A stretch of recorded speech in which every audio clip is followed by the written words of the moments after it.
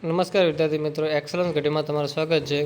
આ વિડીયોમાં આપણે માહિતી મેળવીએ ધોરણ 10 સામાજિક વિજ્ઞાનના મોસ્ટ એમપી ક્વેશ્ચન, જે 4 માર્ક્સના હોય, 3 માર્ક્સના હોય કે 2 માર્ક્સના, 100% આમાંથી તમારો પેપર આવશે. તો સંપૂર્ણ વિડીયો આપણે જોઈએ. તેથી આ વિડીયો દરેક તમારા ધોરણ 10ના જે સામાજિક વિજ્ઞાનની એક્ઝામ આપવાના છે એવા વિદ્યાર્થીઓ સુધી શેર કરી દો. શરૂઆત કરીએ આપણે વિભાગ બીથી. તો વિભાગ બીના મોસ્ટ એમપી ક્વેશ્ચન છે તમારા. પહેલો ક્વેશ્ચન છે કે દ્રવિડ લોકોની સાંસ્કૃતિક મૂલ્યાંકન કરો. પ્રાકૃતિક અને સાંસ્કૃતિક વારસા વચ્ચેનો તફાવત સ્પષ્ટ કરો. ટૂંકનોટ લખો, હકીકામ. ચોથો ક્વેશ્ચન છે કે પ્રાચીન ભારતમાં ચર્મ ઉદ્યોગનું મહત્વ જણાવો.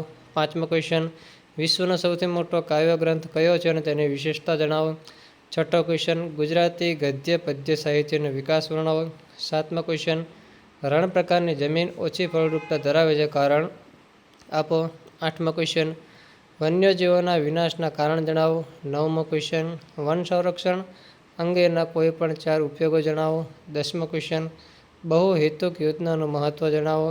11મો ક્વેશ્ચન, બજાર પદ્ધતિના લક્ષણો જણાવો. અને 12મો લાસ્ટ ક્વેશ્ચન, સમાજવાદી પદ્ધતિના લક્ષણ અને તેના લાભ જણાવો.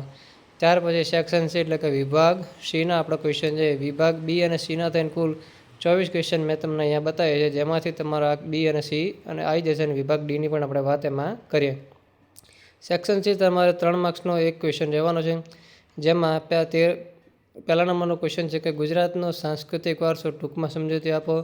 ગુજરાતના લોકનૃત્યનો પરિચય આપો. લોથલ ભારતનું અગત્યનું બંદર હતું, સમજાવો. મોઢેરાનું ભવ્ય સૂર્ય મંદિર વિશે ટૂંકનોટ લખો. નાલંદા વિદ્યાપીઠ વિશે માહિતી આપો. વલ્લભી વિદ્યાપીઠ વિશે જણાવો.